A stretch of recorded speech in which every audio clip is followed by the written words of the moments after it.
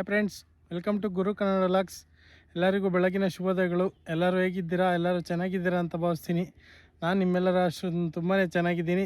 ಇವತ್ತು ನಮ್ಮ ಹಳ್ಳಿ ಸುತ್ತಮುತ್ತಲಿನ ಇರುವ ಪರಿಸರವನ್ನು ಈ ವಿಡಿಯೋದಲ್ಲಿ ನಿಮಗೆ ಎಕ್ಸ್ಪ್ಲೇನ್ ಮಾಡ್ಕೊಂಡು ಹೋಗ್ತಾ ಇದ್ದೀನಿ. ಮೊದಲಿಗೆ ನಮ್ಮ ಹಳ್ಳಿನಲ್ಲಿರೋ ನಮ್ಮ ತೋಟದ ಹತ್ರ ತೆಂಗಿನ ಗಿಡ ಹಾಕಿದ್ದೀರಿ, ಅಲ್ಲಿಂದ ಪ್ರಾರಂಭ ಮಾಡೋಣ. ಅಲ್ಲಿಂದ ನಮ್ಮ ಹಳ್ಳಿನ ಸುತ್ತಮುತ್ತಲಿನ ಪರಿಸರ ಏನೆಲ್ಲ ಇದೆ ನಮ್ಮ ಹಳ್ಳಿ ಕಡೆ, ಮತ್ತು ಏನೆಲ್ಲ ತೋಟ ಇದೆ ಅನ್ನೋದನ್ನೆಲ್ಲ ನಿಮಗೆ ಈ ವಿಡಿಯೋದಲ್ಲಿ ಎಕ್ಸ್ಪ್ಲೇನ್ ಮಾಡ್ಕೊಂಡು ಹೋಗ್ತಾ ಇರ್ತೀನಿ. ಬನ್ನಿ ಫ್ರೆಂಡ್ಸ್. 3 ಮಂತ್ಸ್ ಬ್ಯಾಕು ನಾನು ನಮ್ಮ ತೋಟ ಅಂಥೇಳಿ ಎಕ್ಸ್ಪ್ಲೇನ್ ಮಾಡಿದ್ದೆ. ನಮ್ಮ ಹೊಲದ ಬಗ್ಗೆ ಎಲ್ಲ ಎಕ್ಸ್ಪ್ಲೇನ್ ಮಾಡಿದ್ದೆ, ಮತ್ತು ಏನೇನು ಗಿಡ ಇದೆ ಅಂತೆಲ್ಲ ಎಕ್ಸ್ಪ್ಲೇನ್ ಮಾಡಿದ್ದೆ. ಫ್ರೆಂಡ್ಸ್, ಇವಾಗ ನೋಡ್ತಾ ಇದ್ದೀರಾ ನೋಡಿ, ನಮ್ಮ ಹೊಲದಲ್ಲಿ ತೆಂಗಿನ ಗಿಡ ಇಷ್ಟು ದೊಡ್ಡದಾಗಿದೆ. ತುಂಬಾ ಚೆನ್ನಾಗಿ ಬಂದಿದೆ, ಫಸಲು ಚೆನ್ನಾಗಿ ಬಂದಿದೆ. ಅಂದರೆ ತೆಂಗಿನ ಗಿಡಗಳೆಲ್ಲ ಚೆನ್ನಾಗಿ ಬಂದಿದ್ದಾವೆ. ಈಗ ಬೇಸಿಗೆ ಆಗಿರೋದ್ರಿಂದ ಈ ಗಿಡಗಳಿಗೆಲ್ಲ ನೀರು ಯಾವ ಥರ ಹೊಡಿಸ್ತೀರಿ ಅಂದರೆ, ನಾವು ಬೇಸಿಗೆ ಕಾಲದಲ್ಲಿ ನೋಡಿ ತೆಂಗಿನ ಗಿಡಗಳಿಗೆಲ್ಲ ಪಾತಿ ಮಾಡ್ತೀವಿ. ಪಾತಿ ಮಾಡಿದ್ದಾದ್ಮೇಲೆ ವಾರಕ್ಕೊಂದ್ಸಲಿ ನೀರು ಟ್ಯಾಂಕಲ್ಲಿ ನೀರು ಬರುತ್ತೆ. ಆ ಟೈಮಲ್ಲಿ ನೀರೆಲ್ಲ ಒಂದೊಂದು ಪೈಪಲ್ಲಿ ಟ್ಯಾಂಕಲ್ಲಿ ಬಿಟ್ಕೊಂಡು ಹೋಯ್ತಾ ಇರ್ತೀವಿ. ನೋಡಿ ತುಂಬಾನೇ ಚೆನ್ನಾಗಿ ಬಂದಿದೆ. ಇದು ನೀವು ತೆಂಗಿನ ಗಿಡ ಫ್ಯೂಚರ್ ಅಲ್ಲಿ ಒಳ್ಳೇದಾಗುತ್ತೆ. ಯಾಕಂದ್ರೆ ಈಗ ಒಂದು ತೆಂಗಿನಕಾಯಿ ಬಂದು 60 ರೂಪಾಯಿ, ಬಟ್ ನಮ್ಮ ಹತ್ರ ಅವರು ವಿಚಾರಿಸಿದಾಗ 30 ರೂಪಾಯಿಗೆ ಪರ್ಚೇಸ್ ಮಾಡ್ತಾರಂತೆ ಒಂದು ತೆಂಗಿನಕಾಯಿ. ಸೊ ನಾವು ಹಾಕಿರೋ ಬಂಡವಾಳ 1 ಇಯರ್ ಅಲ್ಲೇ ನಮ್ಗೆ ಬಂದ್ಬಿಡುತ್ತೆ. ಸೊ ಯಾರಾದ್ರೂ ನೀಲಗಿರಿ ನಾರು ಏನಾದ್ರು ಇಟ್ಟಿದ್ರೆ, ನೀಲಗಿರಿ ಮರಗಳು ಇಟ್ಟಿದ್ರೆ ಅದನ್ನೆಲ್ಲ ತೆಗೆದಾಕಿ ಈ ತರ ಮುಂದೆ ಬರುವ ಬೆಳೆನ ಇಟ್ಕೋಬಹುದು. ನೋಡಿ ಇದೆಲ್ಲ ನಮ್ಮ ಹೊಲದು ತೆಂಗಿನ ಗಿಡ. ಟೋಟಲ್ಲು 80 ಗಿಡ ಇಟ್ಟಿದ್ದೀರಿ, ಚೆನ್ನಾಗಿ ಬಂದಿದೆ. ನೋಡಿ ಈ ಥರ ಪಾತಿಗಳು ಮಾಡಿದ್ರೆ ನೀರು ಜಾಸ್ತಿ ಹಿಡಿಯುತ್ತೆ, ಅವಾಗ ತೆಂಗಿನ ಗಿಡ ಚೆನ್ನಾಗಿ ಬರುತ್ತೆ. ಅವತ್ತು ನಾನು ಎಕ್ಸ್ಪ್ಲೇನ್ ಮಾಡಿದಾಗ ಈ ಥರ ಪಾತಿಗಳು ಮಾಡಿರಲಿಲ್ಲ, ಮತ್ತು ನೀರು ಬಿಡೋದು ನಿಮ್ಗೆ ಗೊತ್ತಿರಲಿಲ್ಲ. ಸೊ ಯಾವಾಗಲಾದರೂ ನಿಮಗೆ ಟ್ಯಾಂಕಲ್ಲಿ ನೀರು ಬಿಡೋದು ಯಾವ ಥರ ಅಂತೇಳಿ ನಾನು ವಿಡಿಯೋದಲ್ಲಿ ಎಕ್ಸ್ಪ್ಲೇನ್ ಮಾಡ್ತೀನಿ. ಇದು ನಮ್ಮ ಹೊಲ.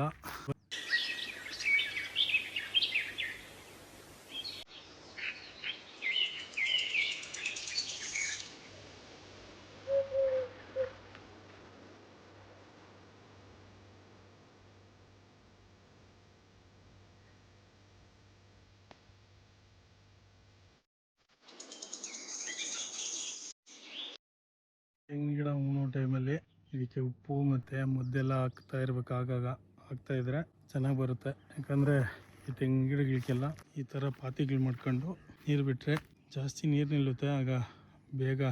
ಫ್ರೆಂಡ್ಸ್, ಇದು ಕಾಣಿಸ್ತಾ ಇದೆಯಲ್ಲ, ಇದು ಗ್ರೀನ್ ಹೌಸ್ ಅಂತೇಳಿ. ಗ್ರೀನ್ ಹೌಸು ಮೊದಲು ಇದನ್ನು ನಾವು ನಮ್ಮೂರ ಹತ್ರ ದೊಡ್ಡ ಮಾರ್ಕುಂಟೆ ಅಂತ ಇದ್ವಿ, ಬಟ್ ಈಗ ಇದು ಗ್ರೀನ್ ಹೌಸ್ ಆಗಿದೆ. ಗ್ರೀನ್ ಹೌಸಲ್ಲಿ ಎಲ್ಲ ಬೆಳೆ ಇಟ್ಟಿದ್ದಾರೆ. ಫ್ರೆಂಡ್ಸ್, ಇಲ್ಲಿ ನೋಡಿ, ಇದು ಗ್ರೀನ್ ಹೌಸ್ ಪಕ್ಕದಲ್ಲಿ ಇರೋ ಕುಂಟೆ ಅಂತಾರೆ ಇದನ್ನು, ಅಂದರೆ ತೊಟ್ಟಿ ಅಂತಾರೆ.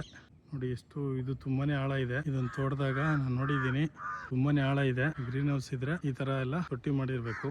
ಯಾವಾಗ್ಲಾದ್ರೂ ನಿಮ್ಮ ಊರಲ್ಲಿ ಗ್ರೀನ್ ಹೌಸ್ ಇದ್ರೆ ಪಕ್ಕದಲ್ಲಿ ಈ ತರ ತೊಟ್ಟಿ ಇರುತ್ತೆ, ಯಾವತ್ತು ಹೋಗ್ಬಿಡಿ. ಇದೆಲ್ಲ ತುಂಬಾನೇ ಡೇಂಜರ್, ಯಾಕಂದ್ರೆ ಇಲ್ಲಿ ಜಾಸ್ತಿ ನೀರು ಬೇಕಾಗಿರೋದ್ರಿಂದ ಗ್ರೀನ್ ಹೌಸ್ಗೆ ತುಂಬಾನೇ ಆಳವಾಗಿ ತೋಡಿರ್ತಾರೆ. ಯಾರು ತೊಟ್ಟಿ ಹತ್ರ ಹೋಗಿ ಈಜಿ ಬಿಡೋದು ಎಲ್ಲ ಮಾಡಕ್ ಹೋಗ್ಬೇಡಿ, ಮನೆ ಡೇಂಜರು. ನಾನು ಗ್ರೀನ್ ಹೌಸ್ ಸ್ಟಾರ್ಟ್ ಮಾಡೋದ್ರ ಬಗ್ಗೆ ಆಲ್ರೆಡಿ ವಿಡಿಯೋ ಎಲ್ಲ ಮಾಡಿದ್ದೀನಿ. ನೀವು ನನ್ನ ವಿಡಿಯೋ ಅಂದರೆ ಯೂಟ್ಯೂಬಲ್ಲಿ ಹೋಗಿ ಚೆಕ್ ಮಾಡ್ಬೋದು. ನೋಡಿ ಏನೋ ಬೆಳೆ ಇಟ್ಟಿದ್ದಾರೆ, ಅಂದರೆ ಇದೆಲ್ಲ ಆಲ್ಮೋಸ್ಟ್ ಹಾಲು ಗಿಡನೇ ಇಡ್ತಾರೆ, ಒಳಗೆ ಅಲೋ ಇಲ್ಲ. ಇದು ಬೇಸಿಗೆ ಕಾಲ ಬಂದರೆ ಈ ಥರ ನೀಲಗಿರಿ ಮರ ಎಲ್ಲ ಇರುತ್ತೆ. ಈ ನೀಲಗಿರಿ ತೋಪುಗಳಿಗೆ ಅದು ಏನಕ್ಕೆ ಬೆಂಕಿ ಇಡ್ತಾರೋ ಗೊತ್ತಿಲ್ಲ. ಭೂಮಿಯ ಫಲವತ್ತತೆ ಮತ್ತು ನೀರಿನ ಅಂಶ ಎಳೀತದೆ, ಅದಕ್ಕೋಸ್ಕರ ಇದನ್ನೆಲ್ಲ ಕಡಿಬೇಕು ಅಂತ ಕಾನೂನು ಬಂದಿದೆ. ಇದು ಆಲದ ಮರ, ದೊಡ್ಡ ಮರ ಕುಂಟೆ ಅಂತ ಗಣೇಶನೆಲ್ಲ ಬಿಡ್ತಾ ಇದ್ರಿ, ಈಜೆಲ್ಲ ಆಡ್ತಾ ಇದ್ರಿ. ಸೊ ಈಗ ಮುಚ್ಚಿಬಿಟ್ಟಿದ್ದಾರೆ. ಈಗ ನೀವು ನೋಡ್ತಾ ಇರೋದು, ಇದು ನಮ್ಮೂರ ಹತ್ರ ಇರೋ ನೀಲಗಿರಿ ಮರ. ಇದನ್ನ ಆಲೂಗಡ್ಡೆ ಅಂತಾರೆ. ಇದು ತುಂಬಾನೇ ಡೇಂಜರ್ ಆದ ಸ್ಥಳ. ಮತ್ತೆ ಇಲ್ಲಿ ಈ ಚಿರತೆಗಳು, ಪ್ರಾಣಿಗಳು ಎಲ್ಲ ಓಡಾಡ್ತವೆ. ಯಾಕಂದ್ರೆ ಈಗ ಬೇಸಿಗೆ ಕಾಲ ಆಗಿರೋದ್ರಿಂದ ಈ ಪ್ರಾಣಿಗಳು, ಆನೆಗಳು ಮತ್ತೆ ಚಿರತೆಗಳು ಎಲ್ಲ ಈ ದಾರಿಯಲ್ಲಿ ಓಡಾಡ್ತವೆ. ಯಾರು ಜಾಸ್ತಿ ಓಡಾಡಲ್ಲ ಈ ಜಾಗದಲ್ಲೆಲ್ಲ. ಸೊ ವಿಡಿಯೋಕ್ಕೋಸ್ಕರ ನಾನು ಸ್ವಲ್ಪ ರಿಸ್ಕ್ ತಗೊಂಡು ಬಂದಿದ್ದೀನಿ.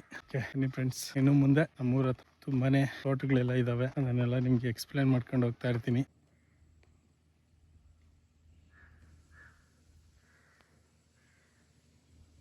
ಇದು ಈಗ ನೀವು ನೋಡ್ತಾ ಇರೋದು ಎಸ್ಟೇಟು. ಈ ಎಸ್ಟೇಟಲ್ಲಿ ಎಲ್ಲಾ ತರದ ಮಾವಿನಕಾಯಿ ಬಿಡ್ತವೆ. ಅಂದ್ರೆ ಗುಂಡು ಮಾವಿನಕಾಯಿ, ಮಲ್ಗೋಪ್ನ ಮಾವಿನಕಾಯಿ, ತಪುರಿ ಎಲ್ಲ ಬಿಡ್ತವೆ. ಇದು ತುಂಬಾನೇ ಚೆನ್ನಾಗಿರುತ್ತೆ ಟೇಸ್ಟ್ ಎಲ್ಲ. ಕೊಯ್ಸಲ್ಲಿ ಈ ಮೇಕೆ ಹಸುಗಳಿಗೆಲ್ಲ ಬಂದಾಗ ಕಾಂಪೌಂಡ್ ಹಾರಿ ಈ ಮಾವಿನಕಾಯಿ ಮತ್ತೆ ಎಳ್ನೀರ್ನೆಲ್ಲ ಕುಡಿದಿರೋ ಇತಿಹಾಸ ಇದೆ. ಇಲ್ಲಿಗೆಲ್ಲ ಬಂದ್ರೆ ಹಳ್ಳಿ ಹತ್ರ ಇರೋ ಪರಂಗಿ ಗಿಡ ಮತ್ತೆ ಗುಲಾಬಿ ಗಿಡ ನೋಡಿ ಯಾವ ತರ ಇದೆ.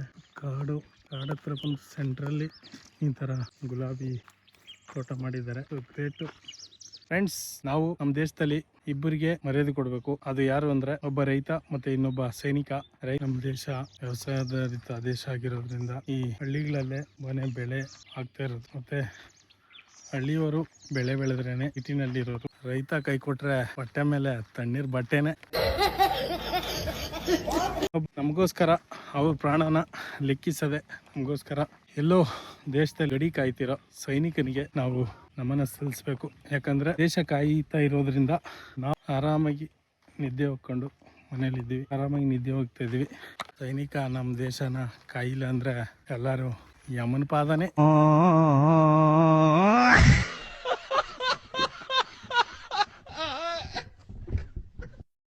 ಫ್ರೆಂಡ್ಸ್, ಇದು ನಮ್ಮೂರ ಹತ್ರ ಇರೋ ಮುನೇಶ್ವರನ ದೇವಸ್ಥಾನ. ಈ ಮುನೇಶ್ವರನ ದೇವಸ್ಥಾನ ಏನು ಫೇಮಸ್ ಅಂದರೆ ಇಲ್ಲೇನಾದರೂ ಅರ್ಕೆ ಗಿರ್ಕೆ ಇದ್ದರೆ ಇಲ್ಲಿ ಬಂದು ನೆರವೇರಿಸ್ತಾರೆ. ಇದನ್ನು ಆನ್ಕಲ್ ಮುನೇಶ್ವರನ ಅಂತಾರೆ. ಇದು ತುಂಬಾ ಹಳೆ ಕಾಲದ ದೇವಸ್ಥಾನ.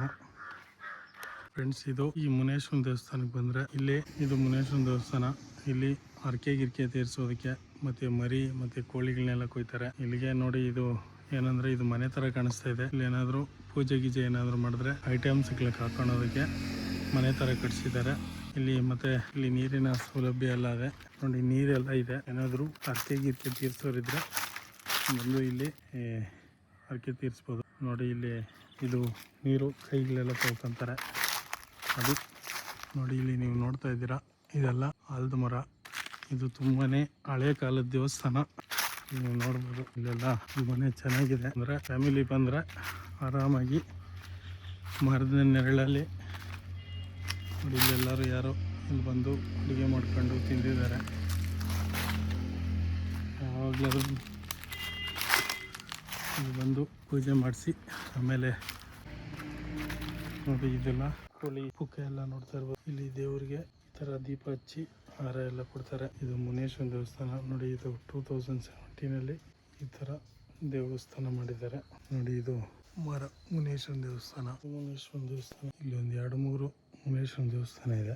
ಯಾಕಂದ್ರೆ ಇದು ಮುನೇಶ್ವರನ ದೇವಸ್ಥಾನ ಮುಂದೆ ಇರೋ ತ್ರಿಶೂಲ. ಮೀನು ತೋಟಕ್ಕೆ ಬಂದಿದ್ದೀರಿ ನೋಡಿ. ಇದು ಗ್ರೀನ್ ಹೌಸು. ಈ ಗ್ರೀನ್ ಹೌಸಲ್ಲಿ ಎಲ್ಲ ಥರದ ಬೆಳೆ ಬೆಳಿಬೋದು. ಮೇಯ್ನಾಗಿ ನಮ್ಮ ಹಳ್ಳಿ ಕಡೆ ಹೂವು ಬೆಳೀತಾರೆ. ಹೂವು ಮತ್ತು ಯಾಸ್ಟಲ್ ಗಿಡಗಳನ್ನೆಲ್ಲ ಬೆಳೀತಾರೆ. ಇದಕ್ಕೆಲ್ಲ ಬೆಳೆಯೋದಕ್ಕೆಲ್ಲ ಈ ಥರ ಎಲ್ಲ ಮಾಡಬೇಕಂದ್ರೆ ಒಂದು 50 ಲಕ್ಷ 60 ಲಕ್ಷ ಆಗುತ್ತೆ. ಆಸಕ್ತಿ ಇರುವವರು ಗ್ರೀನ್ ಹೌಸ್ ಹಾಕಿ ಲಾಭ ಗಳಿಸಿ. ಇದು ಬೇರೆ ಕಲರು, ಯೆಲ್ಲೋ ಕಲರ್ ಹೂವು ಬೆಳೆದಿದ್ದಾರೆ ನಮ್ಮ ಹಳ್ಳಿ ಹತ್ರ. ಈಗ ನಾನು ಎಕ್ಸ್ಪ್ಲೇನ್ ಮಾಡೋಕ್ಕೆ ಹೋಗ್ತಾ ಇರೋದು ಒಂದು ಆರೋಗ್ಯಕ್ಕೆ ಹಾನಿಕರವಾದ ಪಾನೀಯ ಅಂದರೆ ಡ್ರಿಂಕ್ಸ್. ಈ ಡ್ರಿಂಕ್ಸು ಯಮನ ಹತ್ರ ಟಿಕೆಟ್ ಕೊಡ್ತದೆ ಯಮನಿಗೆ. ಸೊ ಜಾಸ್ತಿ ಕುಡಿಯೋಕೆ ಹೋಗ್ಬೇಡಿ.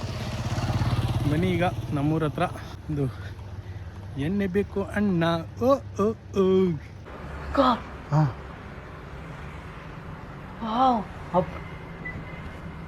ಎಣ್ಣೆ ಅಂಗಡಿ ತರಿಸ್ತೀರಿ, ಯಾವ ಥರ ಇದೆ ಅಂತೇಳಿ ನೋಡಿ. ಇದೆ ನ್ಯೂ ಡ್ರಾಪ್ಸ್ ವೈನ್ಸ್ ಅಂತ. ಇದು ಬೆಳಗ್ಗೆ 9:30ಯಿಂದ ಸಂಜೆ 9:30ವರೆಗೂ ಎಣ್ಣೆ ಅಂಗಡಿ ಓಪನ್ ಇದೆ. ಮದ್ಯಪಾನ ಆರೋಗ್ಯಕ್ಕೆ ಹಾನಿಕರ. ಮತ್ತು ನಿಮ್ಮನ್ನು ನಂಬ್ಕೊಂಡು ನಿಮ್ಮ ಫ್ಯಾಮಿಲಿ ಎಲ್ಲ ಇರುತ್ತೆ. ಜಾಸ್ತಿ ಕುಡಿದು ಮತ್ತು ಚಾಲೆಂಜ್ಗೋಸ್ಕರ ಜಾಸ್ತಿ ಎಣ್ಣೆ ಕುಡಿದು ಒಂದೇ ಸಲ ಟಿಕೆಟ್ ಎಲ್ಲ ತಗೊಳಕ್ಕೆ ಹೋಗ್ಬಿಡಿ. ಯಾಕಂದರೆ ನಿಮ್ಮ ಮನೇಲಿ ಅಪ್ಪ ಅಮ್ಮ ಹೆಂಡತಿ ಮಕ್ಕಳು ಎಲ್ಲ ನಿಮಗೋಸ್ಕರ ಕಾಯ್ತಾ ಇರ್ತಾರೆ. ಎಣ್ಣೆ ಕುಡಿದು ರೋಡಾಗಲ ಬೈಕಲ್ಲಿ ಅಲ್ಲಾಡ್ಸ್ಕೊಂಡೋಗಿ ಕಾರ್ಗೆ ಮರಕ್ಕೆ ಗುದ್ದು ಆಕ್ಸಿಡೆಂಟ್ ಮಾಡ್ಕೊಂಡು ಕಾಯಕ್ಕೆ ಹೋಗ್ಬೇಡಿ. ದೇವರು ಒಂದು ಮಹತ್ತರವಾದ ಜೀವನವನ್ನು ನಮ್ಗೆ ಕೊಟ್ಟಿರ್ತಾನೆ. ಅದು ದೇವ್ರು ಕೊಟ್ಟಾಗ ಮಾತ್ರ ನಾವು ಯಮ್ಮನ ಹತ್ರಕ್ಕೆ ಹೋಗ್ಬೇಕು. ನಾವೇ ಯಮ್ಮನ ಹತ್ರಕ್ಕೆ ಹೋಗೋದು ಅದು ತುಂಬಾ ಕೆಟ್ಟದ್ದು. ಅದಕ್ಕೋಸ್ಕರ ಯಾರು ಎಣ್ಣೆ ಕುಡಿದು ವಾಹನ ಚಲಾಯಿಸಬೇಡಿ. ಅದಕ್ಕೋಸ್ಕರ ಆ ಡ್ರಿಂಕ್ಸ್ನ ನೀರು ಇಲ್ದಿರ ಕುಡಿದ್ರೆ ಚಾಲೆಂಜ್ಗೋಸ್ಕರ ಚಾಲೆಂಜಾಗಿ ನೀವು ಚಾಲೆಂಜು ಕೊಟ್ಟಿರ್ತಾನಲ್ಲ ಅವನು ಭೂಮಿ ಮೇಲೇ ಇರ್ತಾನೆ. ನೀವು ವೆಂಕಟರಮಣ ಸ್ವಾಮಿ ಪಾದಾಲ್ ಗೋವಿಂದ ಗೋವಿಂದ.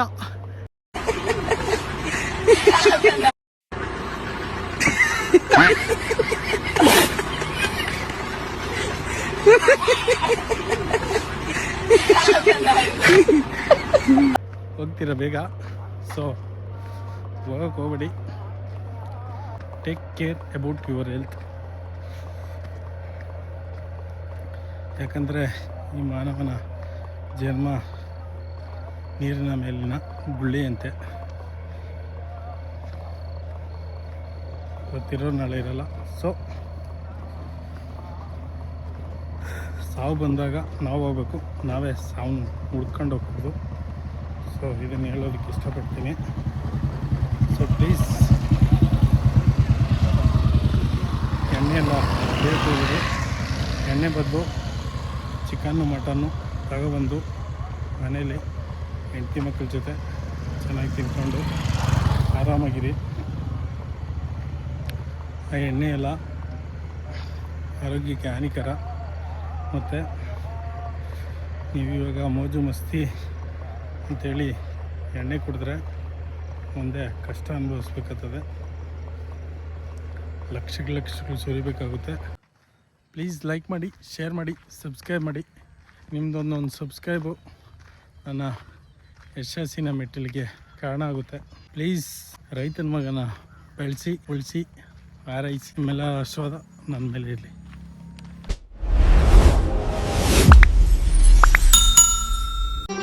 ಮತ್ತೆ ಭೇಟಿಯಾಗೋಣ. ನಮಸ್ಕಾರ.